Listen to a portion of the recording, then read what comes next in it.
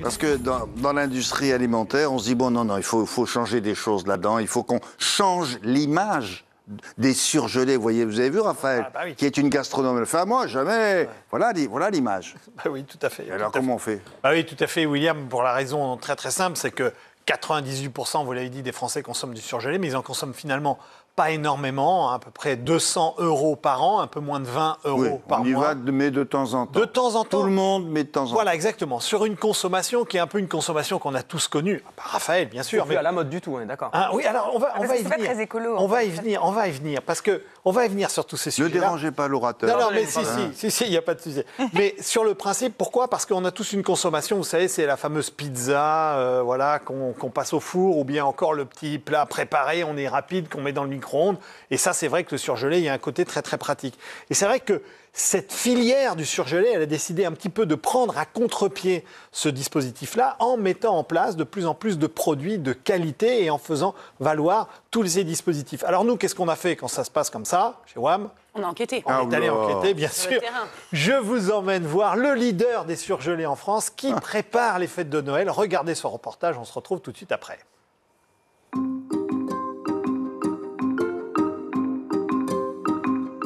Ce matin, c'est dégustation chez le numéro 1 français du surgelé. Le petit caramel coulant. À la découpe, Nina Métayer, chef pâtissière de renom. C'est elle qui a imaginé cette bûche, commercialisée dans 15 jours. Ah bah là, c'est le meilleur moment, je suis trop contente. Elle est jolie, le caramel coule, les textures, on sent déjà la découpe, qu'il y a des endroits qui sont bien fondants, d'autres un petit peu plus denses, d'autres coulants, d'autres craquants. Ça, c'est chouette. Depuis 2-3 ans maintenant, on a fait appel à des chefs qui nous accompagnent et qui ont les mêmes envies, les mêmes désirs d'avoir des beaux produits. Les chefs ont carte blanche. C'est aux fabricants ensuite de s'adapter à leurs exigences. Exemple avec ces flocons posés sur la bûche. On a retravaillé plusieurs fois le moule pour arriver à ce résultat-là. Et même sur le décor chocolat, on n'imagine pas comme ça tout le travail qu'il y a derrière, les allers-retours sur la couleur du chocolat, la finesse du dessin. On voulait vraiment reproduire le trait que Nina nous avait transmis et l'idée qu'elle avait à travers ce flocon. La chef pâtissière est ravie du résultat. Mais attention, il va falloir que cette bûche soit aussi belle et aussi bonne pendant toute sa production, qui va durer 1 mois. Cette vérification, c'est le travail de ce laboratoire. Le flocage est conforme, il y a quelques petites bulles sur celle-ci, mais elle est mieux. Chaque fois que l'industriel lance une production de hachis parmentier, de bûches, de saumon, ce que vous voulez, c'est une journée de production et donc il nous envoie des échantillons comme la bûche, en début, milieu et fin de production. Et puis on va lancer toutes les analyses sur chaque production. La première analyse est toute simple mais essentielle. Il faut vérifier que les bûches se ressemblent toutes. Sur cette production, il y a un problème. La proportion là sur la droite est plus épaisse, donc ma serre a été placée un peu en décalé. Le fabricant en sera averti. Étape suivante, on goûte. Pour moi, au niveau de la crème glacée, très bien. Stracciatella, c'est conforme à la première fabrication. Il ne reste plus qu'à analyser le taux de sel et de sucre. Les chiffres ne doivent pas dépasser ce qu'il y a marqué sur la boîte. Tout est au vert, sauf avis contraire, ce lot de bûches sera en rayon dans les prochaines semaines. 50, Vanille. Non mais surgelé, c'est aussi bon que le frais? Alors oui, alors c'est la vraie question. Mais je vous en prie. Et c'est la vraie question et je vais vous expliquer pourquoi oui, le surgelé c'est aussi bon que le frais, parce que nous on a une vision très biaisée du dispositif. Alors en fait, ce qu'il faut comprendre, c'est qu'il y a 2 manières de surgeler son produit frais. La première, c'est la congélation. C'est ce que l'on opère, nous, avec nos fameux congélateurs, lorsque, par exemple, vous prenez un produit, vous le mettez dans ces congélateurs qui sont à moins 18 degrés.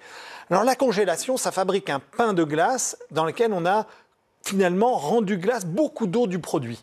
Je vous donne un exemple. Par exemple, vous prenez 1 kg de viande, il va falloir 9 heures pour qu'il soit totalement congelé dans nos congélateurs traditionnels qu'on a à la maison. Les produits que vous achetez chez ces industriels et ces commerçants, ce n'est pas de la congélation, c'est de la surgélation. Ça n'a absolument rien à voir. Ça veut dire qu'en fait, on prend, c'est ce que vous voyez ici à l'image, c'est-à-dire qu'on prend le produit et on le passe sur un plateau qui en quelques minutes, va exactement le saisir, Raphaël, c'est exactement ça. Et cette saisie à l'aide de l'azote liquide, on est à moins 40 degrés ici, va permettre d'aller au cœur du produit et en superficie du produit, et là, du coup, de préserver toutes les saveurs, tous les arômes, tous les nutriments sans venir détériorer le système. Il ressort intact, sauf qu'il est surgelé. Il est comme saisi, il est pris dans un froid très rapide. Et puis, l'autre élément de la surgélation, on n'en parle pas suffisamment, c'est qu'en fait, c'est un des procédés qui est au plus proche de la récolte. Oui. C'est-à-dire qu'il y a beaucoup, finalement, de manutention entre la récolte de l'agriculteur et la présence de nos produits sur les marchés traditionnels. Ici, lorsque vous êtes dans des dispositifs de surgélation, bien parfois, on surgèle le produit quelques heures après l'avoir récolté. Mais là, c'est un produit qui était travaillé. Là, ce dont vous parlez, vous, c'est le haricot vert. Le haricot vert, par exemple, ou la carotte, les brocolis, la carotte, ou tous les produits dits frais. Voilà. Donc, c'est quand même assez intéressant. Bon, ok. Ouais, c'est juste saisi comme ça. Mais on ne peut pas tout surgeler, si? Alors, on ne peut pas tout surgeler aujourd'hui. Il y a encore quelques freins, en particulier le fromage. Donc ça, c'est un peu plus compliqué. Et puis aussi, vous ne verrez jamais de salade surgelée. Pourquoi ? Parce que, la fameuse salade, elle ne sera jamais surgelée parce que, à la fois, le dispositif et le procédé dont je vous ai parlé tout à l'heure est plus compliqué à mettre en place, mais surtout, lorsque ça décongèle, eh bien, le produit est détérioré. En revanche, il y a pas mal d'innovations sur ce marché parce que figurez-vous que, par exemple, depuis quelques années, c'est assez récent, ça y est, on trouve des huîtres surgelées. Oh, wow. J'ai bien fait de venir, moi. Ça, mais oui, mais bien sûr. Mais figure-toi que tu as bien fait de venir. Mais parce même que, pas dans leur coquille, juste comme ça. Non, alors il y a les deux. On peut trouver les deux. On peut trouver les deux. Mais c'est vrai aussi pour la framboise. C'est vrai aussi pour il faut longtemps pour désurgeler, pour revenir à... Ah bah c'est une décongélation. C'est une désurgélation classique. C'est génial. Elle est revivante. Il faut faire ça. Mais ça veut dire quoi ? Ça veut dire quoi ? Ça veut dire que derrière ces procédés-là, j'insiste, il y a beaucoup d'innovations technologiques. Chacun de ces professionnels sort à peu près 200 innovations produites par an, ce qui n'est pas rien. Cela dit, elle a posé une question qui est intéressante. Une huître, c'est vivant. Oui, alors vous la surgelez. Elle ne va pas revenir après à la vie. Elle va pas. C'est vraiment futuriste. On n'en est pas encore là, mais en tous les cas, sachez que... Comment elle fait l'huître là ? Elle meurt parce qu'elle ne sort pas de là en disant « Dites donc, il ne fait pas chaud chez vous ». La surgélation, on n'y survit pas, hein, ça je vous le garantis, la surgélation, elle y passe. Ah oui, d'accord, donc quand on lui met le citron, elle ne fait pas aïe aïe aïe. Non, c'est foutu là. Là, c'est foutu, c'est cuit. Non, mais c'est vrai que les embryons, ça survit par exemple à la surgélation, donc ça pourrait être une bonne question. C'est pas le cas des huîtres. Non, pas encore. C'est pas le cas des huîtres, elles y passent. Mais un jour, peut-être que... Non, mais vous avez parlé des huîtres, bon, voilà. Autre pôle où les surgelés ont bien évolué, c'est le bio ? Oui. Non ? Oui, le bio, il y a de plus en plus de produits bio. Et là, je vais rentrer un peu plus dans le détail. C'est vrai qu'on a, dans le dispositif du bio, ce sont des tendances alimentaires. On est de plus en plus nombreux à consommer ce type de produits. Et donc, là encore, il y a des innovations dans les produits surgelés dits bio. En revanche, je veux quand même aussi évoquer que ce dispositif du surgelé, c'est aussi un alliage qui est assez favorable, à la fois pour nous les consommateurs, parce qu'on peut trouver des produits surgelés qui sont de saison, hors saison, et qui sont vraiment hors saison. Et il faut savoir aussi que pour bon nombre d'agriculteurs, le surgelé, c'est un vrai plus. Pourquoi ? Parce que c'est l'engagement d'acheter une récolte au moment où la saison et le moment de la récolte sera le plus optimal pour l'agriculteur.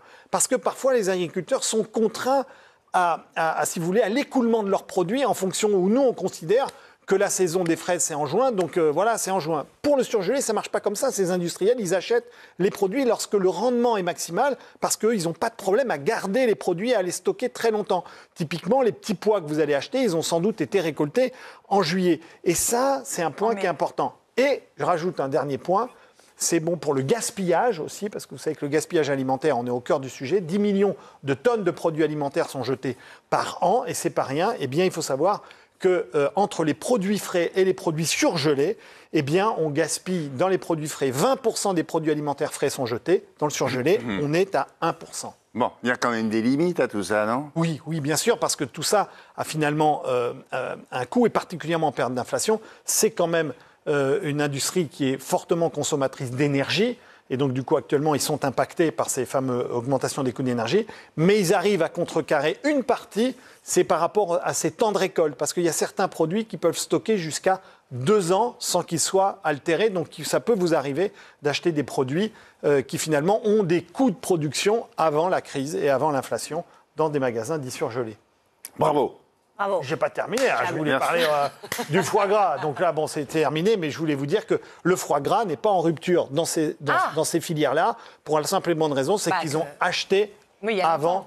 Ils ont acheté avant que la grippe aviaire touche. Et il va augmenter lui aussi? Ah oui, le foie gras, là, cette année, on va en reparler et on va faire une chronique là-dessus. Je vous dirai tout sur le foie gras.